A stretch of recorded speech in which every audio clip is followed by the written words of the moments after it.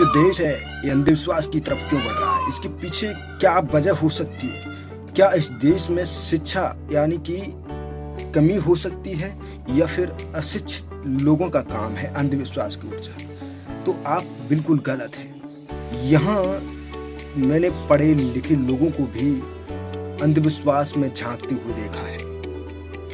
तो जैसे अंधविश्वास क्या चीज है, हम क्यों किसी चीज पे बिना जाने सोचे समझे विश्वास कर लेते हैं, जबकि हमें अपनी आंखों के द्वारा कोई चीज गलत होते हुए भी देख पाते हैं, तब भी हम उसको सत्य कहते हैं। मैं बताऊंगा कि क्या क्या गलत है, क्या क्या सही है। जिस तरह हमारे धर्म गुरु पंडित पुरोहितों के द्वारा ये सब जाल, पुराना जाल जो है सदियों से फैलाया हुआ है, इसमें से जकड़ना, इसमें से आजाद होना बहुत बड़ी बात है। इसमें से आजादी आपको बहुत समय लग जाएगा मिलते मिलते, क्योंकि इसे आप देखते हैं बहुत गहरी नजर से नहीं, बल्कि आप ऊपरी नजर से देखते हैं।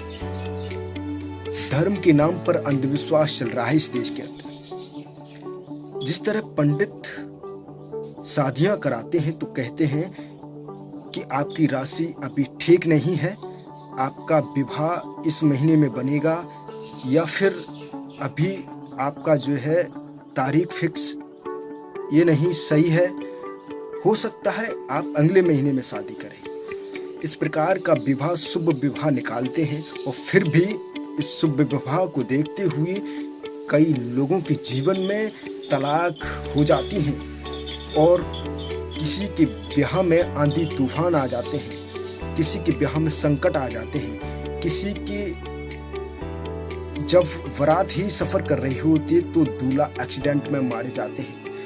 तो कैसा शुभ विवाह और कैसा इन्होंने नक्षत्र देखा, कैसे इन्होंने जो कुंडली देखी, ये सब ये धर्म, ये सब अंधविश्वास है और इससे ज्यादा कुछ नहीं।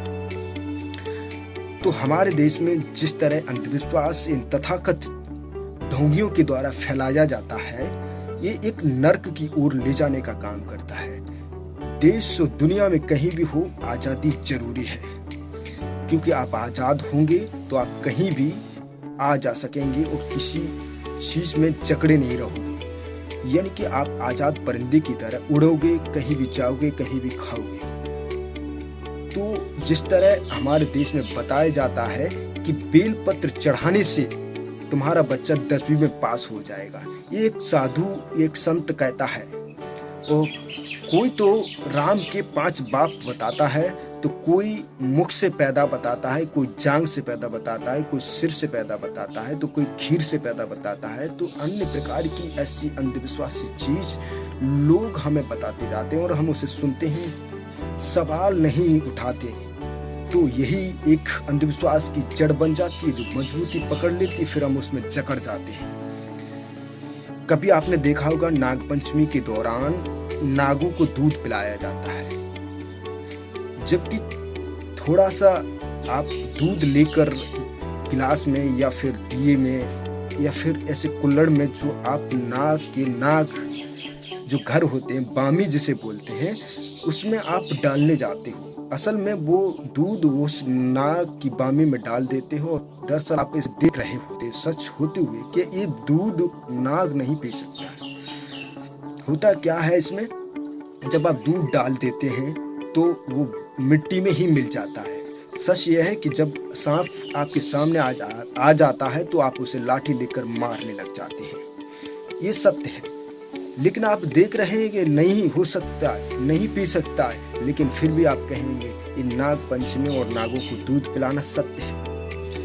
फिर जब सामने आ जाता तो उसे लाठी लेकर क्यों मारते? जीव वो को अधिकार है जीने का इस धरती पर, तो फिर आप उसे मार देखिए क्यों?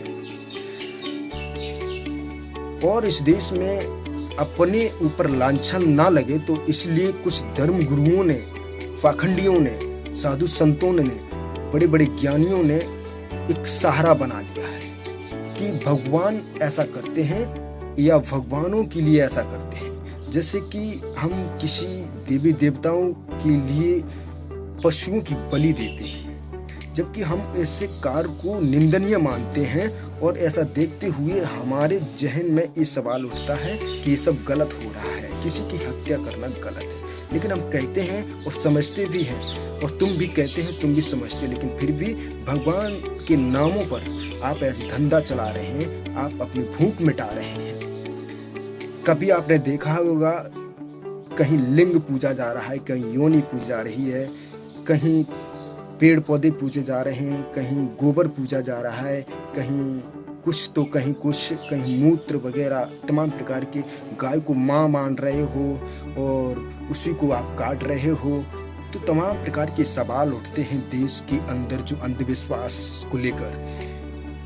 आपको और बता दूं कि देश दुनिया में इस प्रकार के अंधविश्वास भारत के अंदर ही देखने को ज़्यादा मिलते हैं, और वो भी सबसे ज़्यादा अन्य धर्मों में भी देखने को मिलते हैं। यही नहीं कहता हूँ मैं कि एक ही धर्म में मिलते हैं, चाहे वो मुसलमान धर्म हो या फिर हिंदू धर्म हो या ईसाई या फारसी या फिर सिख धर्म हो, कोई भी धर्म हो, सब अपने अपने धर्म में सब माहिर हैं ये अंधविश्वास फैलाने में। जबकि दुनिया के लिए सारा ब्रह्मांड बना हुआ है, फिर भी आप एक सीमा में बंधे हुए हैं। लेकिन आप करते क्या है, किसी के साथ छल कपट बेईमानी करते हो और राम नाम का जप करते हो, भगवान का नाम लेते हो। तो ये सब क्या सत्य है? इसलिए इन चीजों से बचो। मैं तो कहता हूँ स्वयं को जगाओ। जब तुम जाग जाओगे तो दुनिया जाग जाएगी। किसी के साथ छल कपट बेईमानी मत करो। इससे तुम्हारा थोड़ी देर के लिए भला हो सकता है, लेकिन दूसरों के विचार, दूसरों का जो दुआ होगी वो आपको कभी ना कभी देर जाएगी, आपको वो बुरा ही अंततः करके दिखाएगी।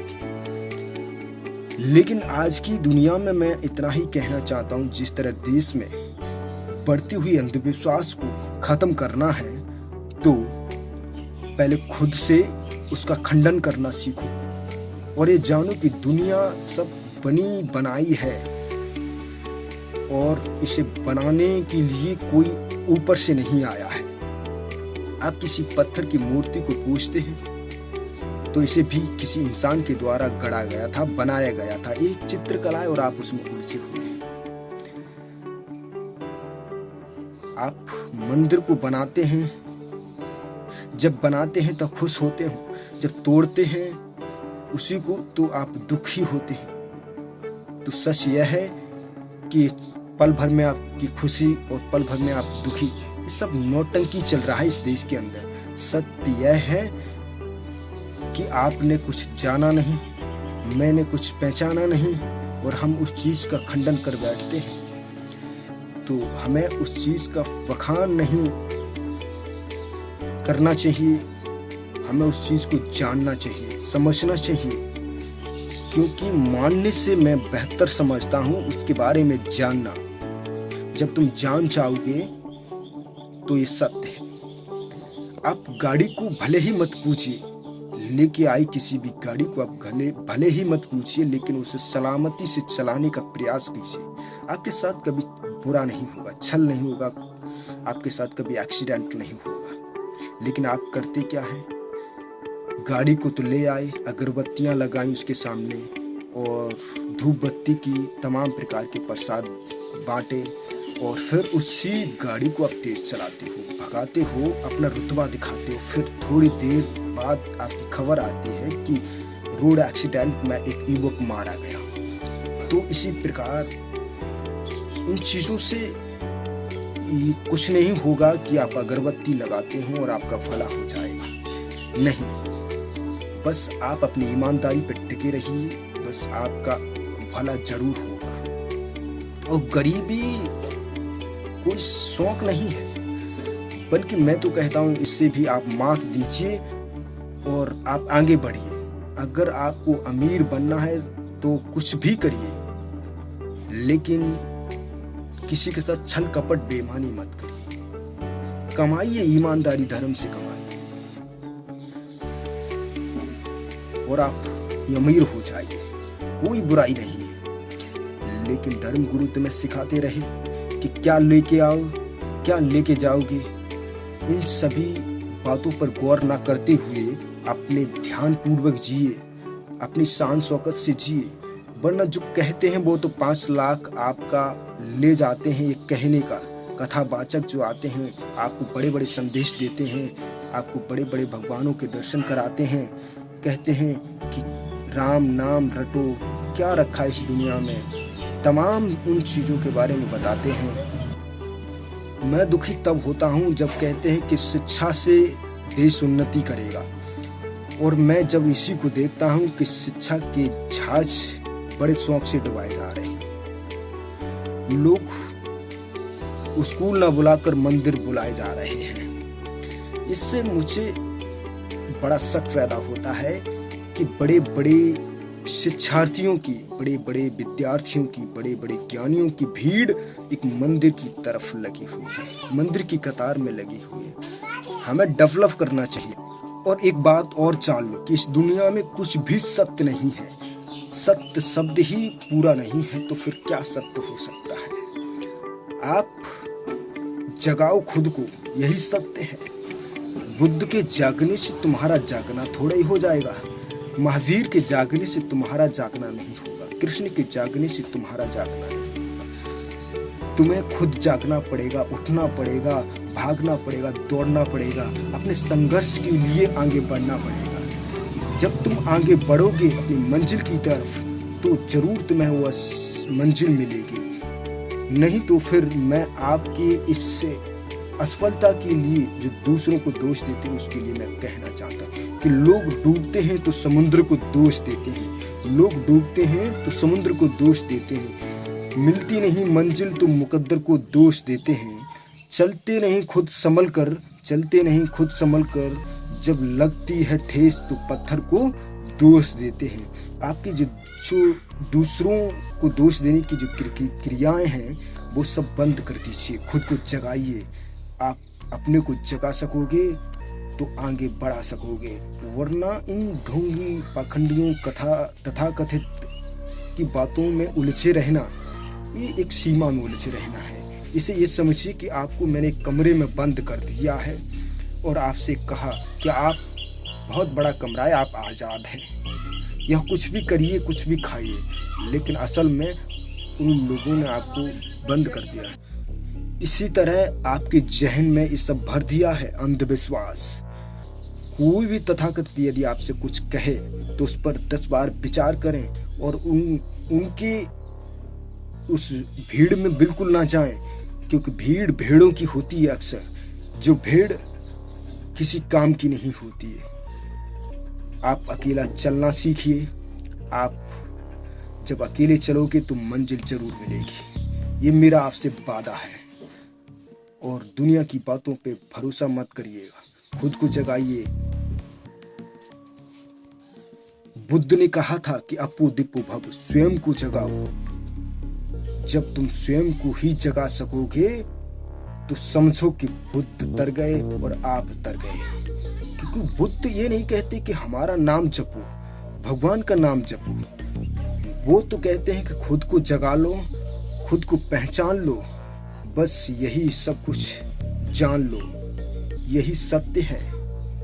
वरना तुमने हमको ही बड़ा मान लिया तो हो सकता है कि आप यहीं तक रह जाओ, फिर जो तुम्हारी मंजिल है वो अधूरी रह जाएंगी, जो सीमा है वो आपकी यहीं तक रह जाएंगी। पूरा ब्रह्मांड तुम्हारे लिए बना है और इसमें तुम घूमो, इसमें एंजॉय करो। क्यों एक धर्म, एक मजहब में उलझे हुए हो? इसीलिए मैं कहता हूँ आजादी की तरह से जीना सीखो। आजाद हो तुम, आजादी से जीना सीखो। अंततः मैं इतना ही कहूँगा कि आपका अपना विकास, इसका मतलब है कि आपका खुद का विकास होना चाहिए। मेरा तो अपने आप हो जाएगा, मैं खुद को जगा रहा हूँ, बस आप भी अपने को जगाइए, आप भी इनकी बातों में ना आइए। धन्यवाद। जय भीम, जय भारत, और रहे हिंदुस्तान, रहे दुनिया सुखारत।